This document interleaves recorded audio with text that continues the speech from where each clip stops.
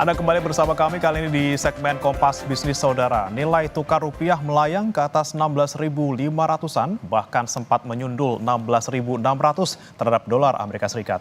Dan apakah kondisi ini mirip dengan krisis moneter 98? Ekonom bilang kondisi Indonesia saat ini jauh lebih aman ketimbang masa lampau. Rupiah sekarang sedang tertekan pengelolaan fiskal dan tergerusnya independensi Bank Indonesia.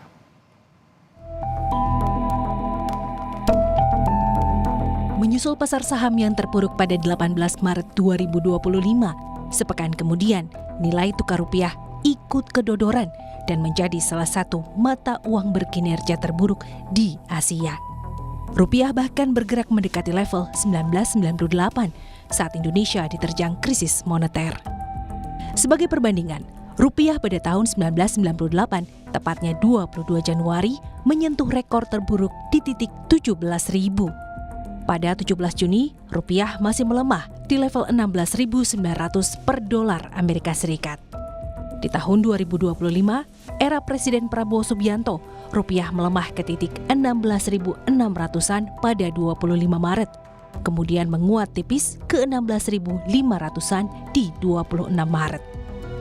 Meski rupiah terpuruk terhadap dolar, pemerintah mengklaim fundamental ekonomi saat ini berbeda dengan masa lampau atau 1998. Rupiah saat ini dalam kondisi jauh lebih aman. Ya, rupiah kan seperti biasa kan berfluktuasi, tetapi tentu kita lihat secara fundamental kuat. Kemudian juga kita lihat nanti secara jangka menengah dan panjang. Kita punya ekspor juga bagus, kita punya cadangan devisa juga kuat, neraca perdagangan bagus. Jadi dengan demikian fundamental kita bagus, plus kita kan sudah melaksanakan yang namanya devisa hasil ekspor. Jadi kita tidak tercorner ke depan.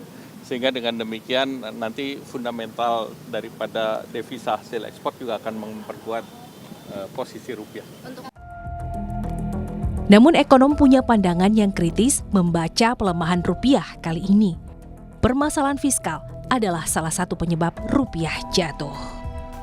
Situasi rupiah yang melemah terhadap dolar dan ini menjadi salah satu yang terburuk yang pernah terjadi pasca reformasi. Salah satunya karena ada permasalahan fiskal.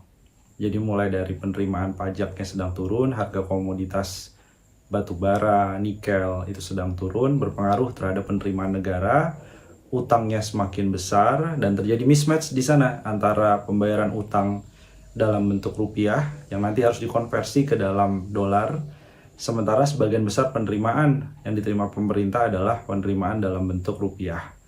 Jadi kebutuhan falasnya sedang tinggi sekali, terutama untuk membayar utang jatuh tempo dan bunga yang nilainya cukup besar. Tidak hanya kinerja fiskal, pengelolaan moneter oleh Bank Indonesia, kemudian menurunnya independensi Bank Indonesia turut memperparah kejatuhan rupiah. Dari sisi kebijakan moneter, ada beberapa hal yang dicermati yang berpengaruh terhadap rupiah. Meskipun cadangan devisanya masih besar, tapi suku bunga masih belum jadi instrumen untuk mendorong penciptaan lapangan kerja dan mendorong dari sisi permintaan domestik. Di sisi yang lain, Bank Indonesia juga terlihat makin turun independensinya, makin tergerus independensinya, terutama ketika ada anggota Bank Indonesia aktif secara struktural itu menjadi komisaris di Bank BUMN.